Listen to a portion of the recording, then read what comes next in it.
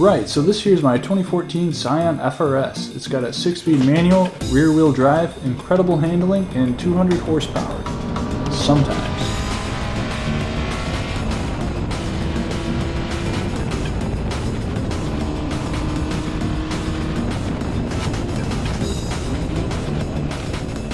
So I bought this car back in 2024 from an insurance auction. And if you know anything about insurance auctions, they can be a whole lot of fun. Especially when you buy cars sight unseen, like I did with this one. This FR-S came with 180,000 miles, a salvage rebuilt title, a dead battery, blown coilovers, a pushed-in rear fender, smashed taillight, a full aftermarket exhaust, and a burble tune. A fine example of a well-maintained and cared-for car. But what really piqued my interest on this listing was that it said it was still a run-and-drive car, despite all the previous faults.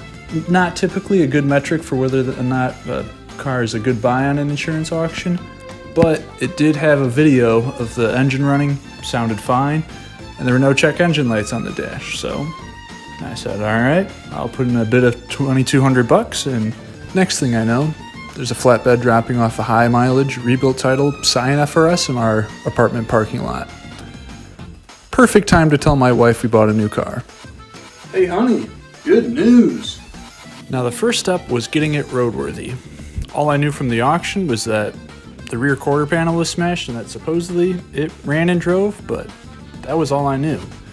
So when I went to go start up the car for the first time and it didn't turn over, I noticed the battery was dead. So I went to Walmart, picked out the closest one to stock and replaced it. Nothing crazy, just something that actually worked. And the car started right up, no problems. And it had a full tank of gas. Once the car was running, I started to drive around my apartment complex parking lot, and I immediately noticed that the suspension was garbanzo. The car came on some Megan Racing coilovers, but it looked like they had been used for off-road adventures rather than just, normal driving.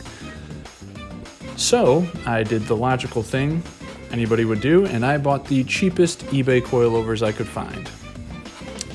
To my surprise, they weren't actually that bad. They rode pretty decent for 2 months.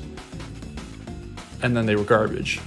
So I balled out and bought the cheapest OEM suspension that I could find on Facebook Marketplace. And I should have done that from the beginning. I don't know why I didn't, but they've lasted much longer than the original. And I don't even know how many miles were on the OEM ones when I bought them. So that's cool. As for the body damage, as you can see, that quarter panel is still pushed in. But the trunk still seals, so I have not prioritized fixing that yet. But I did replace the smashed taillight, despite the previous taillight still functioning.